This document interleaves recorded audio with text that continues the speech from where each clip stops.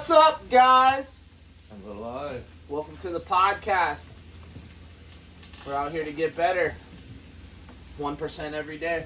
What's going on, Connor? It's been a while. It has been a while. Been busy. Yeah. What you been up to, dude? Fought a couple times. I mean, since the last podcast, we did that tournament together, and then I had a Muay Thai fight, and I've been recovering. Had my boys over. Yeah. How's your boy's shoulder? He's all good. Hate when I do that. Hurt people on accident. Yeah. That was, especially when it is actually on accident. Like, there's sometimes you get in a situation with somebody when you're rolling and you're like, alright, dude, fuck this guy, you know? But very rarely, and I feel like when you do hurt somebody, and it's like, oh, man, I actually feel bad about that. Yeah. Stud. The boy's a stud, though. He's a good lad. How was the kickboxing? The fight? Yeah. It was good. It was Little smoker? no, it was a full-on fight. Old Hank? My fight or the boys? Did they fight as well? They did like a little smoker, yeah, like a PNT. They did good. That's cool for them to come out and be able to compete while they're on vacation, you know? Not vacation, but like... Yeah, well, yeah. It's business to come out and train, you know, but get a little chance to compete out here. Like, that's what we're here for, dude. They did, so Ro did a Muay Thai, a boxing, and a jiu-jitsu tournament, and then Harry did 2 Muay Thais and a jiu-jitsu. I like how they just jump in. You hear a lot of guys talk about being ready for a tournament. Oh, I'm getting ready for this tournament. Even I went to Open Mat yesterday, and I heard this dude, they're like, yeah, I looked up the next Naga, and, you know, they're not, it's on my wife's birthday, and like, I'm not gonna, it's like, dude, there's a tournament every weekend, I'm pretty sure you could go jump into. Like, you don't have to go get ready, per se, you know? Yeah. I don't know, that's always been my mentality. Like, there was a couple times where you would go, like, you know, flight to flight to catch tournaments and, you know, catch rounds. How many rounds can you do? Yeah. In a month. I'm watching some kid on Instagram's got like 200 wins in the last like 3 months or something on Smooth Comp. And I was doing the math. I don't know, maybe it was a little longer than that, but it came out to like 10 matches a week he was having, like hard matches, and winning them. Yeah. Well, experience pays. Competition matches, you know? Yeah. Just making competition an everyday thing, you know? We're always trying to compete. Yeah. Definitely. I'm going to be looking to compete now I'm healed up. Got some stuff to work on from the last one. Got pinned by that wrestler. Remember that? Yeah. Held you down. 5-0. That first takedown, you get some points on that, and then if they pass your guard, then they can just... I feel like if a dude's holding me down, I'm gonna invert on him and like... Get attacked with the leg? Yeah. I'm gonna like let him try to almost think he's gonna pass me, but like when I'm inverted, I feel a little more dangerous. Probably because I'm dyslexic, so everything's backwards when you're inverted. Yeah. At least it feels like it is. I always like to flip upside down and run the triangles the opposite way. And then like a lot of the time you don't finish guys there, but you can positionally hold them and like have a superior spot to even rest or recover if you need to, and then like let him think he's getting out and boom, slap him with a Darce or an Anaconda real easy because you already have the control there. Yeah. I really like doing that. I've been doing that a lot lately. Well, I definitely didn't feel like dangerous enough. I didn't feel like I was urgent enough either in that Yeah, 6 minutes goes so fast. Yeah, I just was so focused on not getting subbed, and I had way too much respect for that guy's submission ability. And I was just... He's just a wrestler. Yeah, I just wanted to not get subbed, and that was... The wrong mentality. Yeah, weak. You gotta go hunting. Which I did in the next few matches. Dude, competition mentality is like That's what makes you better at jiu-jitsu, I swear to God, because you'll go out and you'll see how you learn that. Like, oh, all I was thinking about is this. Instead of like, and like people maybe think I'm a little extreme for this, but I'm out to hunt, you know? And like, what better opponent to go hunt than like another man, you know? A competition as well. Yeah, and somebody else that practices this, like their life depends on it. Yeah. Like, I hate to say it, there's not a lot of balance in a lot of our guys, a lot of the true competitors that I know, there's no real balance to their life, right? They do jiu-jitsu or they train people full-time. This is life for them, you know? And that's why a lot of people, I think the whole like jiu-jitsu community gets so insulted when somebody just that hasn't per se put in their time. And like, I'm not a time-based belt awarder. Like, oh, this dude's been here for X amount of time. Like, dude, if you suck, you suck. Like, and like, it's my fault that you suck. Yeah. You know, if that's the case, I feel like all the guys that come through my place, they could go anywhere else and be a little higher belt. You know, and I try to, and that was modeled off of somebody that held a high standard too, Dave Carell. You know, there's the blues and purple belts could go anywhere in the world and hang with the brown and black belts. And I was like proof of it for a long time, dude. I would go out as a purple belt and tap brown and black belts. And that's kind of where I learned, like, belts don't really matter. But they do. You know what I mean? Like, They should. It keeps the sport and the market alive. You know what I mean? You know when you wake up and you're like, fuck, I'm going to go work towards something. That's like a long-term working towards goal, right? Whereas I always say, like, you should set a date. You know, if I'm going to fight, if I'm going to train, if I'm going to get ready for something, there needs to be a date. I need to be accountable to a scale. That'll keep me online with my diet, because I'm not eating bullshit. Mm-hmm. You know, even if it's 80-20 or whatever, most people, let's be real, like, don't do it 100%. And if you can just do it 100%, you're going to beat 80% of the people, right? Yeah. In theory, I don't know, that was my idea, was like, alright, if I can eat everything perfect, sleep perfect, you know, get my distractions in line, you know, not going to bars, not going out and drinking, you know, not on the phone all day, go make my money that I needed to make. And this is where you get stuck into something that, like, you're not going to get better if you don't focus on getting better in all areas. Yeah. Right? 1% better in all areas all the time. Somebody, Red Alcorn, shout out Red Alcorn, he taught me. He's a world champion from UWW, one of the best wrestling jiu-jitsu guys I've come across in a long time, I think. And I respect him a lot as a man. You know what I mean? He runs his own business, leads his family, he's like good morals, you know, and he leads his team. And he always would teach gratitude, you know, being happy about where you're at, and like getting a little bit better every day, right? Yeah. And you can pick that up from all great achievers, right? Kobe, or, you know, shooting three-pointers all day long, just practicing his short game, practicing, you know, passes, easy stuff that, like, people pass, you know what I mean? Don't think about. Mm-hmm. Like, what is it in jiu-jitsu that's easy that people don't really think about? Wrist locks. Stupid little wrist locks, stupid little muffle chokes, you know? Yeah. And if you go back and study other arts, judo and, you know, taekwondo, karate, like they get a lot of shade, but I think they all started kind of like how jiu-jitsu did, where it was like a bunch of killers that wanted to train to get better, you know? Hey, we gotta go conquer this tribe over there, so we're gonna fucking train to get better, right? Yeah, and then it became a joke, really, where you see, you know, some middle-aged fat woman that can't get a leg above her waist with a black belt in karate. And it's like, it's an insult to people that are actual legit karate black belt.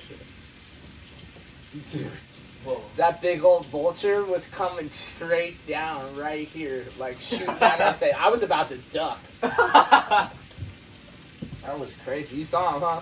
Yeah. Yeah. Wow. Nuts. They could probably pick me up. Dude, I've seen those things. Not the vultures, but hawks. They'll snatch a chicken. Just little sky raptors, bro. On the way in, I saw one miss a rabbit in the road. Oh, the weirdest thing is when you'll just see a rabbit fall from the sky. Because they'll pick them up hella high, and then they'll drop them on the road out here. Yeah, because it's hard. And if you're just chilling, picking blackberry or something, it's happened to me once. One time as a little kid, kind of traumatizing. You know what I mean? It was like a baby rabbit. And I was walking home from my friend's house, and they dropped it right in front of me. That's when I was like, no way. Birds do that? That's crazy. Yeah.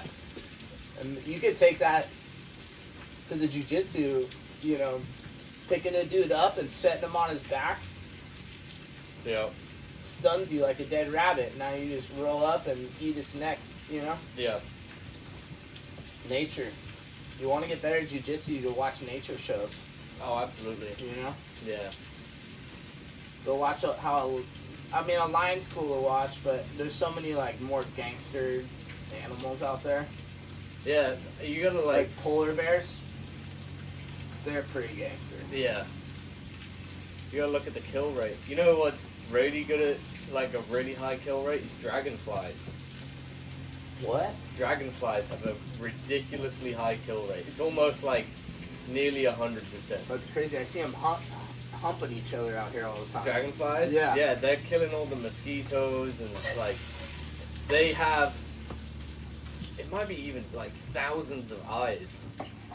And they're so accurate, and they'll just hone in on a mosquito like a heat-seeking missile and just boom. And I've watched them go to work for like 15 minutes, and they'll wipe out like a whole swarm of mosquitoes, and then they'll just leave. Dude, biodiversity is so important. That's why it's like so important to grow so many different plants, and you know the monoculture in agriculture like decimates soil by just killing. Like that's what makes it so funny is like vegans think they're doing. You know, a service to the earth and like the animals by not eating animals, and it's like, you know, one cow will feed you for a year. I was watching this show. An acre of food's gonna kill you tons of animals for your, you know, I don't know, tomato plant that's BLT. Well, yeah. I was watching this show that said that one cow is 1,000 meals if you ate the whole cow. I see you like ground up the bits and put it into burgers. And 1,000 meals. It was going to a restaurant and they were gonna make burgers out of the cow, and they said that would be 1,000 burgers. So important to like have that kind of food too. Just thinking about and like traveling with your food. That's a pretty big one. Having your diet kind of dialed in at least all the way till game day, and maybe like a little bit beyond into game day, you know, when you're getting on a plane. You know what I mean? A lot of guys, I for me, will cut, if I'm cutting weight, I'll just fast on the plane, because like when you see everything at the airport, it's all poison. There's so much sugar. Sugar's the #1 drug in the world, you know, that's killing us. Forget about all the. You never hear a war on sugar, dude. You ever like really think about that? There's so much money in it, you know, and there's sugar and everything. It's the most powerful addicting drug in the world. All the kids are on it from little tiny ages. And they love it. Yeah, I love it, dude. I love sugar. You know what I mean? But nothing is better than coming home from practice and like doing your steak and stuff, and then like, sit down. Cold can of Coke or something? No, a big ass glass of milk with like 2 or 3 homemade chocolate chip cookies that are like chewy. You know what I mean? Yeah. In the milk. Oh, forget about it. Oh, yeah. That's like seriously my advice. You know, and like. No, that's banging. But. Yeah. But poison. And you know what I do every time I eat it? I'm killing myself. Yeah. Oh, it's so good. Weakening your body. Oh, I know. Yeah. I think in like we're both competitors. I'm more of a new competitor. You've been competing a long time. But I have these thoughts whenever I'm doing something around the house, or when I'm doing something. I'm like, is this? I think of somebody that's like a real badass. That's really. It's not unrealistic for me to fight them in like the next four or 5 fights, 6 fights, you know, wherever, right? And I'm thinking, is this the habit that will lead me to beat that man in a fight? Right. Whether it's jiu-jitsu, Muay Thai, especially MMA, because it's so easy to lose an MMA fight. Yeah. And small things really do, you know, make a big difference when they add up, and it will decide who wins that fight. Inches, dude. Game inches. Really. It's just like NASCAR racing or like IndyCar racing. You gotta like treat the vehicle, your body, like the highest quality race car you could build with the most badass parts. Yeah. Right? And you gotta be able to dial it in, right? You don't show up, you know, to the racetrack and fucking run the race before you run the race, right? You might run some hot laps, you know, get it warmed up, get it, you know, see if you need to tune something up a little bit. Most likely you don't. Yeah. You know, burn the lactic acid out of your body and kind of move through. A lot of people I see, they like fuel too much day of. You know what I mean? Got to be fueled up the day before, and a lot of people cut way too much weight to like fuel themselves. You know, you should be able to go in there against a dude that's about your size on game day, right? I'm not cutting a bunch of weight game day. If I do, maybe a pound or two. But like a pound or two for me is like cracking a sweat. You know what I mean? Like I can do 5 pounds pretty easy. That would take me an hour. You know, of just like rolling around, fucking around with my friend. You know what I mean? It'd be a good warm up. Yeah. Get the first match out of the way. I got 5 pounds off, I guarantee you. People don't think about like putting the 5 pounds back on in water when they come off the mat. They don't think about hitting the salts, adding the sugars back in form of honey, honey, salt, lime, you know, a little potassium with your bananas, some really simple carbs. You know, potatoes, little mashed potatoes. I like to rock with some butter, good fats. And, you know, but this is little amounts. You know what I mean? Take a little bite throughout the day. Maybe I ate my banana, you know. I always tell, like, all the white belts that I like to hunt kind of empty. You know? It makes you hungry. Primal.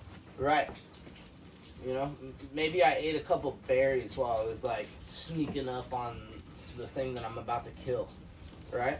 So I'd like to start my morning, and I planted a bunch of berries around our mats so that we could, like, have this. You know, you've been there. Sometimes we'll take a run to the blackberry bushes before. It's a little 10-minute run down. Get everybody saying, oh, I'm not here to run for jiu-jitsu. Fine, walk. Just come to the garden, get a little bit in there, see what it perks you up, right? Yeah. The sugars. It's like drinking a little shot of espresso, but, like, it's living still, you know? Eat those blackberries. Come back, get your round in, and you're like, damn, I had a good round. You're like, yeah, no shit. Right? Usually come in flat. Or with like a pre-workout. You just had a Starbucks croissant and a caramel latte. Right. I just like, poisoned bro, myself with sugar. Yeah. So now you're slow. Dude. Yeah. Crazy. Had a big old bagel, so I got a fucking piece of cream dough cheese in my stomach. Yeah. Yeah. So many people do that. I never understand it, and then they're like, why don't I perform good? And it's like, yeah, you're like asking your body to perform on trash, you know? The fuel doesn't run the motor good, dude. Yeah, it might run the motor, but it's gonna sputter and spit and backfire, and you know, you might throw up a little bit. Yeah. People that are really crazy are like, they'll have like a McDonald's before or after their workout. It's like, I feel like there's a disconnect there.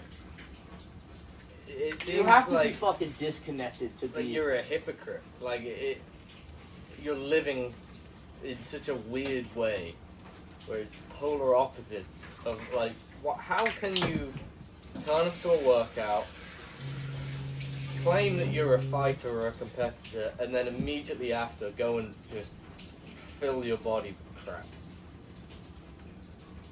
What's the longevity on guys that are doing that? Not very long. I'm serious. Like, what would be the statistical longevity? Should we say how many times Like, a day if you they could train? look up a list of like NFL players, and we're like, hey, let's get you. How many of you guys eat steak and like stay away from bullshit? Stand on this side of the room. How many of you guys go to, Chick-fil-A? Yeah. Shout out Chick-fil-A. I don't know. They're probably the best fast food. I don't know what the best fast food is. But and then like go back and look at their career statistics, like how many tackles did they get, how many sacks, and then like, dude, you might be proving that like the dudes that are on the junk are fueled to be superstars. I don't think so. At a personal experience, when I eat a steak at 2 p.m. no later, by 6:30, I'm kind of hungry again, Yeah. and I'm going to practice. So I'll have like a piece of fruit, like I'm hunting, right? Yeah, and then you can eat. And then I go through the hunting process of practice, right? Where it's Mhm. like extreme cardio on my body and extreme wear and tear, right? Like it would be out there if I was chasing a gazelle down or fucking fighting a lion or whatever the fuck it is that I'm trying to eat, right? And then after I killed it, my body goes down. You ever notice you sit on the wall? Everybody actually, and this is one thing that like I'm gonna throw out to the jiu-jitsu community as like a, hey, I don't think you should do this anymore, and this might help with back problems or something, because it did with mine. When you're done with practice, and you go over to the wall to watch all your mates get choked or whatever, and sit there and laugh, and you're all curled up in a ball. Yeah. With your fucking, Right. Mouth breathing over in the corner. Don't. Go just lay flat. And like pull your shoulders back. Mhm. And like open your chest back up and put your tendons and everything back kind of where they're supposed to be, running all the blood and everything, and just lay flat and like recover that way maybe, I've noticed like my back doesn't hurt when I do that. When you sit there for the 10 minutes and you're all balled up in a tight little ball, Yeah. that tension sticks with you. You ever watch the dudes when they're done, they sit up, oh, and you're like, dude, how old are you, bro? Especially like people call me an old timer. I'm only 34, but like in this sport, it's about like Longevity, man. it's not who's the best, it's like who's left. That's real. Some of the greatest dudes I've ever rolled with, if I look at them now, they would never touch me. They won't hold a candle to my game in any day of the week. On my worst day, they're not going to catch me. And they used to dominate me. And if you see why, they left, and they're extremists. They were so good, so they were all in. And then when they leave, they're out. And it's fucking pizza and ice cream and cookies and, you know what I mean? I don't have to fucking weigh in. Rah, rah, rah. You know what I mean? You see these big old wrestling coaches that used to be studs back in the day that are like, they could probably still wrestle, and it's probably still a problem because they're big fat dudes, but how long can you do I'm that? gonna give you 5 minutes, dog. Yeah. And on that 6 minute, I already know that like I'm gonna be able to dominate you. And that's a good one. That's a pace, good one. Bro. Going into pace. We have 6 minutes, and I make you dance faster than you want to dance with me. Right? I make you move faster. I make you flinch. I take you down. I execute a little quicker, a step faster than you want to dance with me. How long can you maintain that? Now, can you slow a dude down when he has pace on you like that, and make him work your pace? No, when he's got that on you. I mean, like, no, there's ways to do it. Yeah, you gotta slow a dude down, right? You gotta catch him and then like slow the pace, slow the frequency of whatever his role was. Mm-hmm. So, I think. Sorry, dude.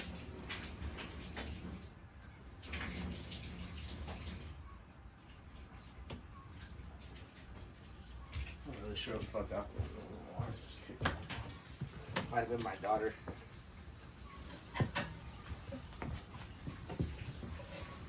Yeah, pace is such an important thing. I would much rather fight someone that has like that one hitter, quitter, strength,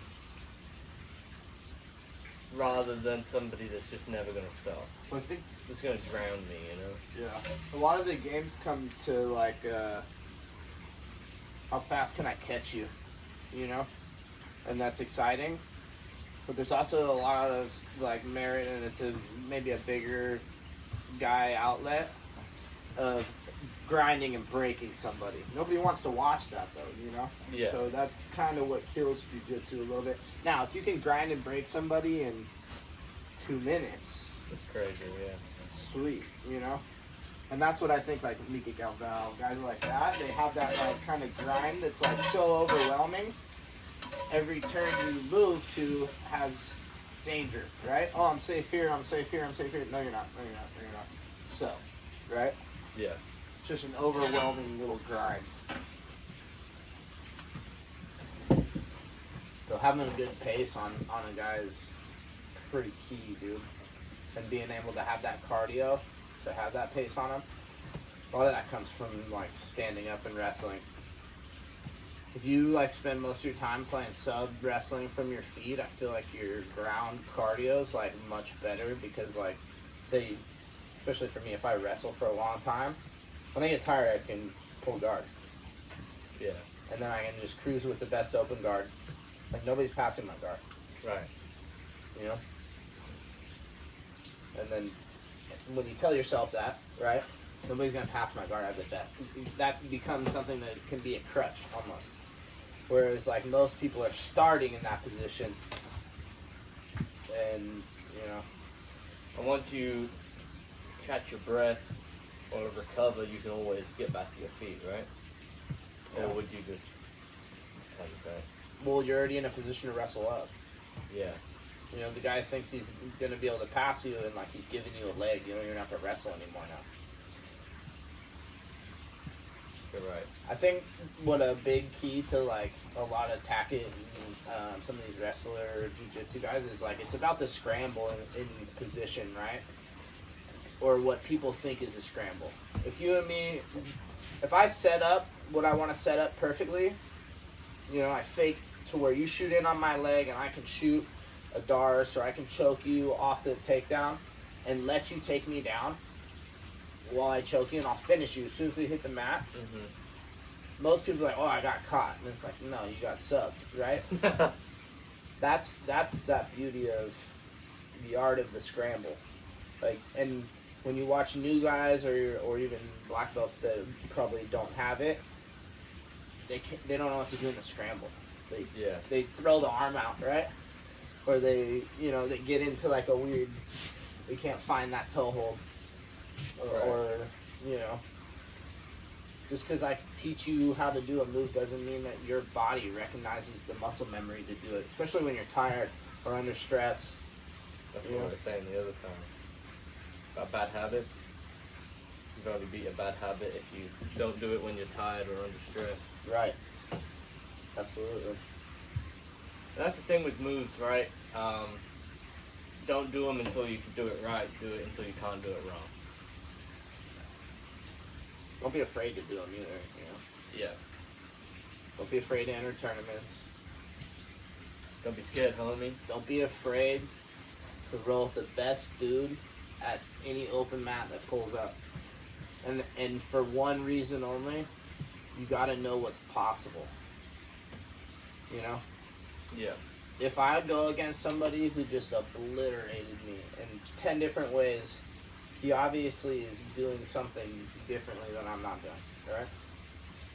Maybe if, like, you could justify it a couple different ways. The guy's a lot bigger than you or whatever, especially for a smaller guy.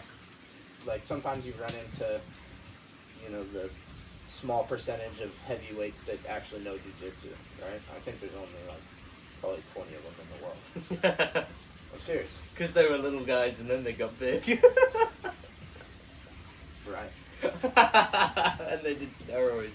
There's a path to being great, dude. None of the big guys that are really good at Be really average at like 170.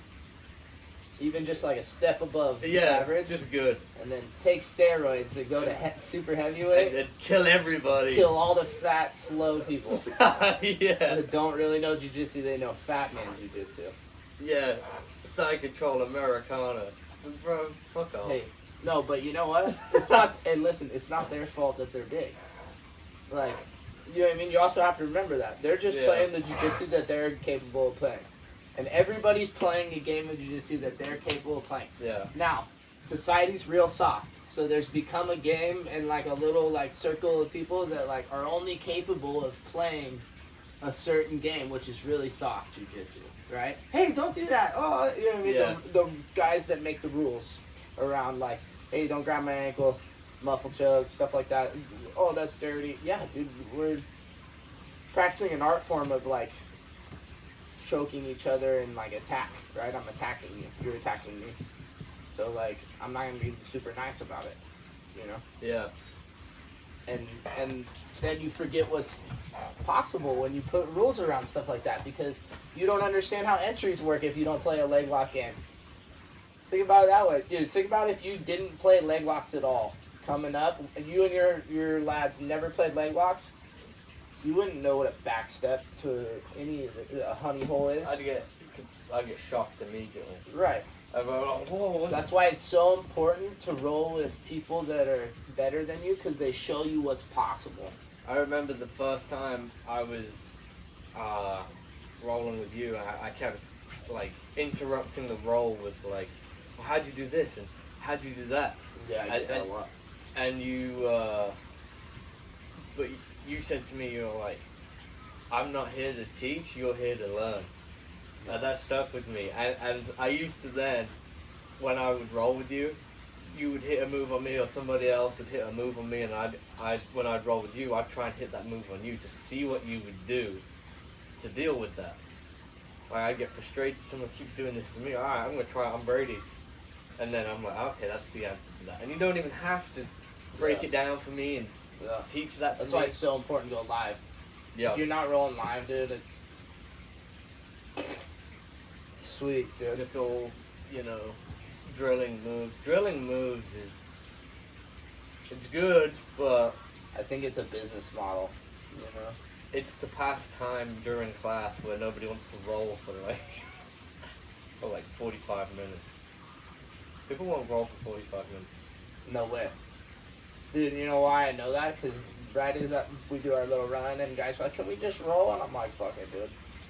You know? I run my room like pretty loosely. Yeah. Yeah. You want to roll, dude? Jump in. Go for it. I was going to teach you something. You want to learn something? Cool. You know, like, I'm not really here to teach you. I'm here to provide a sick place for you to roll, and I want to roll, too. I'm a competitor as well, so I like having you come and try to take my head off of that. That's fun for me, you know? But you got to learn. You have to learn moves. Right, but when I hit a move on you or something, and you're like, hey, how'd you do that? I broke it down for you, right? Mm-hmm. At the end. After the move, right? Because Yeah, it's annoying, or after the roll. It's annoying to stop in the middle of a roll and be like, all right, did this, this, and this, right? Now's the time to die. Yeah. You can't interrupt that. Right. And there's so many cowards that will ask questions like that just to, like, Reposition. pause the ass kicking. Yeah. Yeah. How many times you had a white belt and like a full rear naked Hey, how'd you choke? do that, man? How do I get out of this? Yeah. You can't. Yeah. You're fucked. You die. Like, You tap and you start over. yeah, exactly. You get up and you go again. And I always just tell them, like, attack the hands, you know, all the things I always tell. Like, but dude, most of the time I get choked there too. Yeah. And it's something that I've really learned is it's almost like a race to these positions where even if you're really, really good, you're likely not getting out and you're likely in a lot of trouble. Like, if someone's got you pinned in bottom mount and got an underhook on you and they're walking your arm up, you're in a lot of trouble. Right. Even if you're very, very good. And what makes the people very, very good is they're really good at not getting put in that position. Well, they can get to that position, right? They can control the action to that position. And a lot of that comes from, like, setting the pace, setting up your moves, being able to, control the guy to a spot where now he's fucked. Yeah. And that's why with the heavyweights, dude, there's a handful of guys that can do it. Nicky Rod, Gordon Ryan, maybe. I don't know. He hasn't been on the map for a long time. Yeah. Mason Fowler's good. Mason Fowler has a beautiful way of imposing his will on people. I really like to watch the way he rolls. But I also think it's like this. You're in a bracket full of people that don't really sub. You watch a lot of the heavyweight matches, especially ADCC, it comes down to like a couple points. Even under an ADCC rule set. Didn't Gordon Ryan's last bunch of matches, he won like 2-0. Right, or EBI overtime. Yeah. Dude, how whack. Look, I love what Eddie Bravo's done. I'm a fan of building a network. I think in terms of like having like-minded people surrounded by you and, having a network of people you can call on it is more valuable than just the jiu-jitsu community. How beautiful is it that we have the jiu-jitsu community to make a network like that? Yeah. That being said, why did EVI become the standard for tournaments? You know what I mean? Where it's like, you're given a position that you want, for one, didn't earn. You're never going to get on my back, dude. You'll never get on my back. And that's what we were just saying. It doesn't matter how good you are. If you get put in these positions, you're in a lot of trouble. Right. And you could put like a blue belt or a purple belt on a black belt's back, and the black belt's in trouble. If that person knows what they're doing. Right. And they likely do if they're a competition guy. Anybody can walk in. Most likely, dude, the purple belt's going to be younger, hungrier. Yeah. Probably on a stupid amount of tests because he doesn't know what he's doing to himself. Versus a dude that's probably losing his test because he's getting older and doesn't want to admit it, and his wife hates that he goes to jiu-jitsu or, he doesn't get as much mat time now as he did when he got his black belt or whatever, right? Mm-hmm. Things come up. Jiu-jitsu, and I've learned this, and this is why I'm a little indifferent on, like, the time black belt thing is, like, jiu-jitsu is different for everybody, man.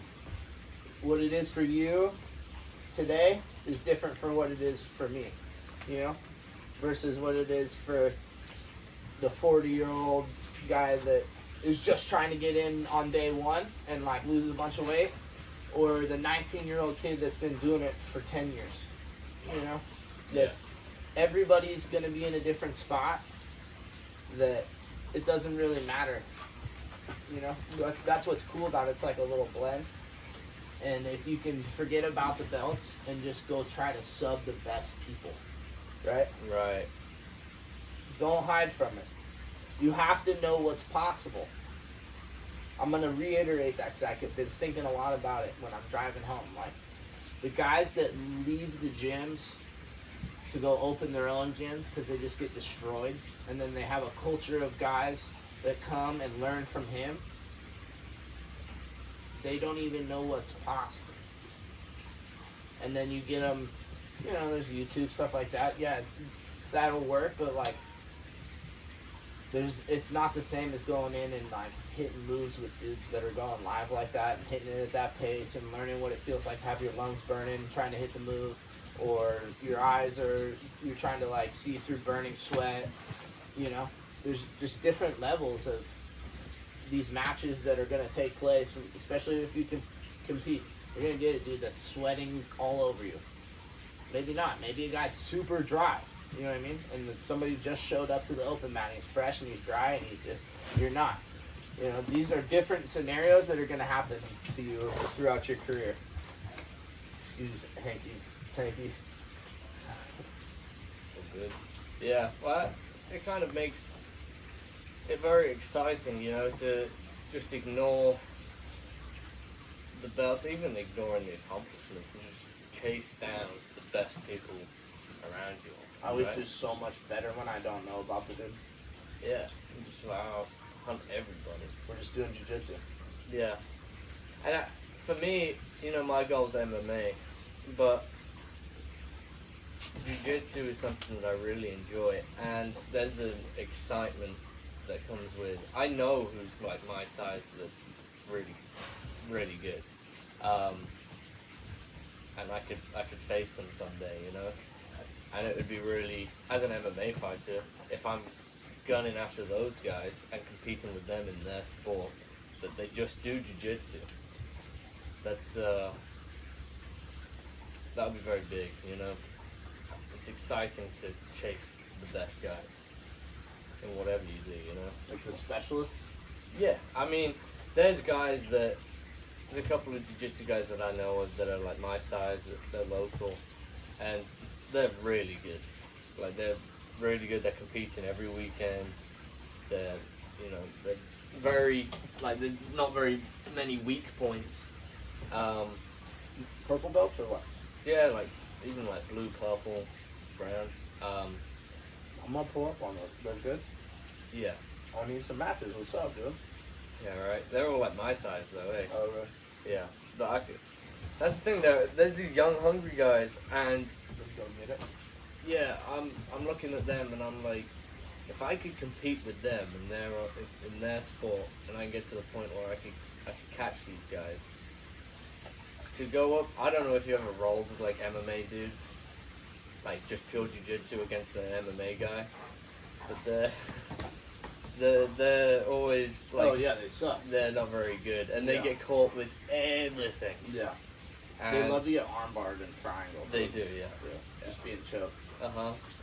And they do the same shit, you know. They think that they can just chill in your full guard, and they can, you know, they just love certain positions.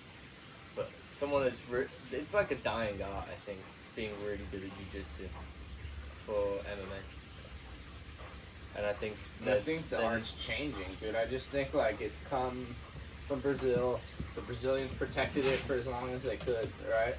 And then like the wrestlers have come in and like infiltrated and taken over. Yeah, it's like this our sport now. So the sport's changed completely. Because you can't, like, all you gotta do is teach a wrestler how to pass, how to not stick his neck in chokes. Yeah.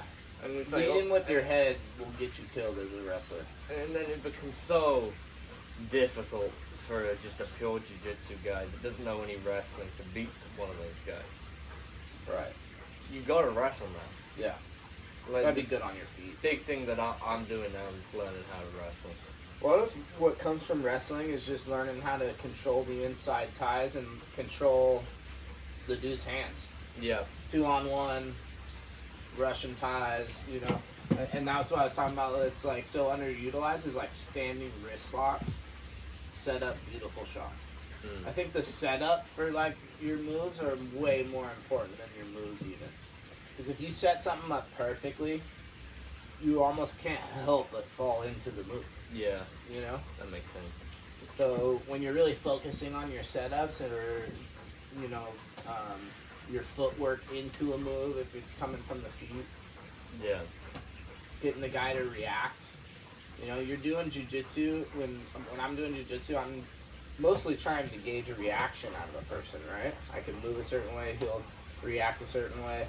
I could slap the back of his head and, you know, make him angry. And now he's dumber. And now I can, for a half second, he's not thinking about jiu-jitsu. He's thinking about, fuck this dude. You know what I mean? Mm-hmm. Which makes him a little dangerous, but less dangerous because now he's dumb. You know what I mean? And he's probably going to slap me back or, you know, we're looking to draw out reactions from people, right? Yeah. I can make him laugh, and everybody's a little different, right? I could tickle you, I could, you know, I could muffle choke you. Some people don't mind being muffle choked. Some people will just be like, dude, are you serious? You know? Other people, in 3 seconds, are going to tap. I would say more than less, you know? Most people get that panic going. Yeah. What would you say is, if you had to build a roadmap for someone that's like, let's say blue belt, what would you tell someone that's got the kind of the fundamentals down? What's their path to becoming very dangerous? Compete. Get out there. Yeah, and I know you might be broke. It doesn't have to be like bad competitions. Just like your class when you show up, you know, like, I hate to say it like this, but be looking for blood, right? Win, by all means necessary. Okay, don't hurt your partners. I'm not saying that, but like, you can put it on your partners. You can be like, give them a real look, you know, and not hurt them. It's possible.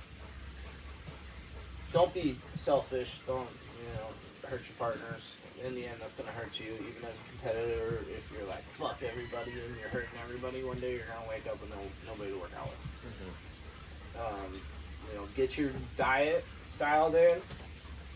If you got to, reach out to somebody for help, right? It's okay to reach out for help. You don't have to be the best at everything. A lot of the teams that are the best at everything have access to the best guys in each field, right? Nutrition, doctors, lawyers, all these, you know, they have a full team behind them. They have access to the resources. Just like Gordon Ryan was saying this, I think, not too long ago. Some guys have the resources and money to, like, beat the test, and everybody else is natural, you know? So you have to be really good at being natural, because it makes it even better when you beat those guys that are beating the test. Right? Go out, perfect diet. You know, I bet you if Gordon Ryan had a perfect diet, even if he was on steroids, he'd have a better stomach bacteria. You know, a little better flora going on in there that would have. And if he maybe had somebody behind him, a nutrition, I don't know if he did, saying, hey, while you're doing this, you should really be focusing on gut health and, like, all the other things that keep you healthy while you're destroying your body right now. Yeah. You're essentially redlining it, kids. Think about it like a drag racer. We're going out to the drag strips. We're building a badass motor. Okay? You don't see the drag guys like running hot laps. You know what I mean? They do 1 or 2 passes, and then they go rebuild the motor. Rest, recover, throw the right fuel in, re-oil, right? And then it's for 6 minutes. Rest, recover. You know what I mean? So be really good at that. Do that 3-4 times a day, just like you would in a tournament. You know, you got to treat this like, because you can't expect your body to go from sitting in an office job, or even say you're doing construction or whatever in a tractor or whatever. You can't expect your body to be going from that to jump into a tournament on the weekend and go 6 minutes hard. Red line, yeah. 20 minutes, 6 minutes hard, red line. You know what I mean? 20 minutes, 6 minutes hard. You just that's 3-4 matches, maybe 5-6, depending on what type of tournament it is. Yeah. So like having that preparation of being, you know, setting the motor off for 5 or 6 minutes. Red line it, right? Good hard workout, and then idle it back. Get used to that. That helps a lot, man. Because think about being in season, like wrestling season. Guys will, you know, hit a tournament every weekend. By the end of the season, they're pretty seasoned to the weight cut. You know, I'm kind of close already. I know how to make weight. I know how the first match is going to go. I'll feel like this. I know how the second match is going to go. I'll feel like this. You know? Being able to time it correctly. The timing has everything to do with the outcome of a rain dance. It's the same thing with jiu-jitsu or wrestling, right? All of our timing in our food, timing in our shot, timing in our setups. You know, it's compete. Compete, man. Compete. Get out there and get beat. A lot. Well, nobody cares. Except you. And you should care the most. I hate to fucking lose. But when I lose, and it sounds stupid, but I learned from what I lost. Oh, you caught me in this. I'm not going to fucking leave my leg out like that again. Absolutely. Yeah, I think competing has been the best thing that I've done for my grappling. And then I did 3 in a row. I did 3 weekends in a row, and I got my blue belt, and then I took a little break, and then I did the Jiu-Jitsu World League. I did 4 at white belt. So Well, I really want to ramp up the matches now. I've had about 22 matches in like a couple of, just about 2 years. And that's with focusing on, MMA and Muay Thai and all the other stuff. But I really want to get that up to a high number of matches. Because every time I compete, whether I win or I lose, I get better. I think that's what made me good, was just Open mats, dude. Yeah. You don't have to go and do a tournament all the time, especially because of how much money it costs these days. Stupid. But you've got to be trying to win, trying to beat people that don't want to be beat. I have a hard time now, like, justifying paying so much money for, like, 4 or 5 matches now. You know? It's hard, like, I say go compete, and that's why you kind of have to go pay your dues. You know? So, There's only a handful of things you can learn without going out and, like, truly testing it. You know? so here's the thing. Where you're at, you're only doing kind of big tournaments that motivate you. Do you think maybe the lack of doing smaller tournaments whilst you're waiting for these big tournaments makes you a little bit rusty when you go into these big tournaments? Sometimes. I'm to a point now where, like, running the wheels off the car doesn't make sense. You know? I know how to do jiu-jitsu. I know how I move. I know how I work. I gotta stay in really good shape, so I gotta hit my rounds really hard still. You know? But I'm trying to find ways to do cardio in other ways. Right? I'm not running 10 miles anymore on my knees.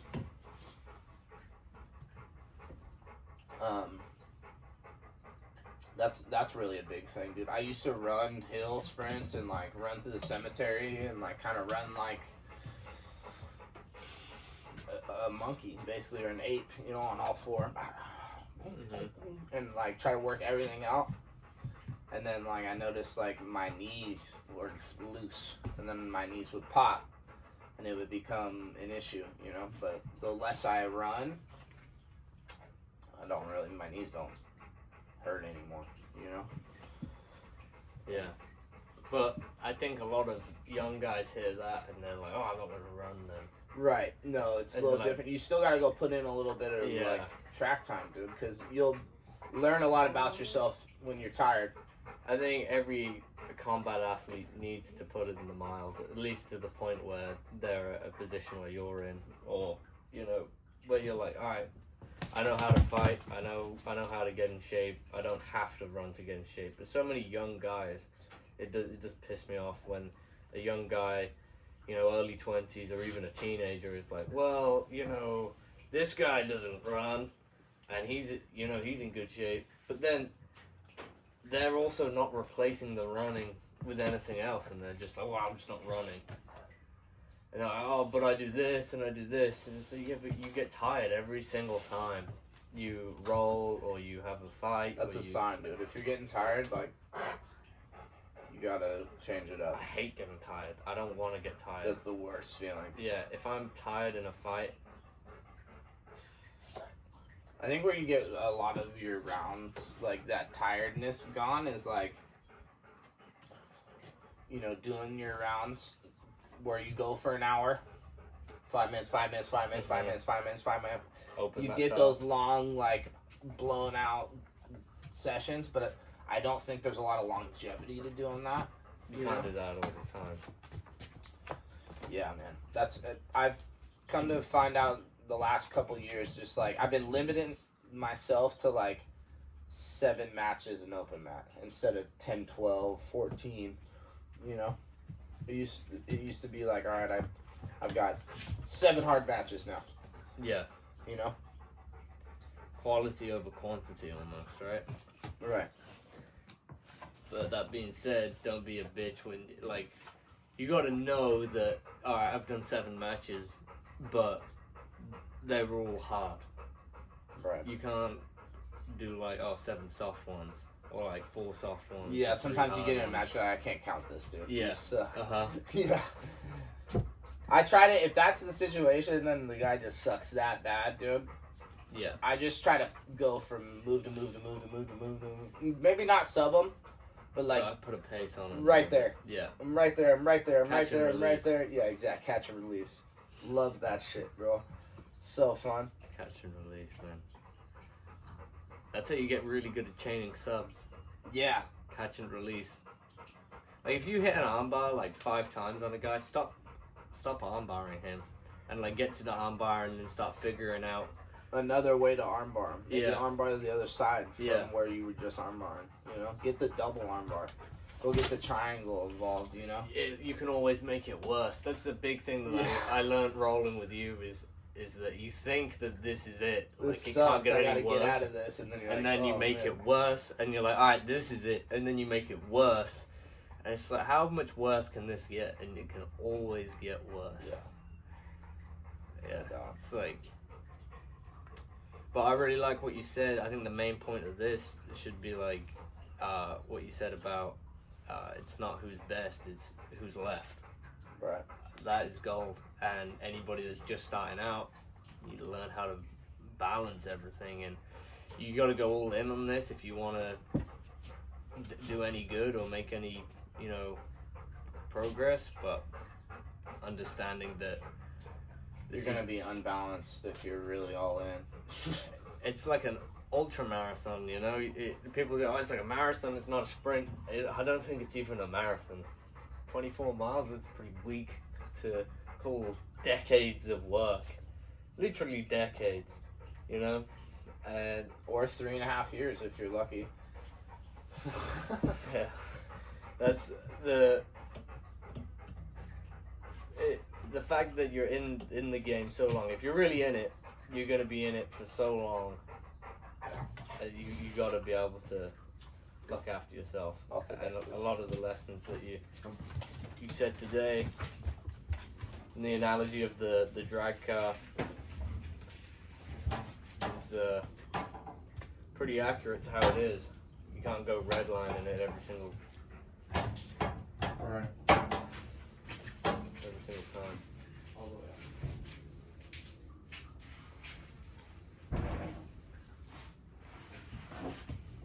Kick these suckers out. He'll be back in like 2 minutes. Figure out another way. Yeah. Oh, that's pretty good. What did yeah,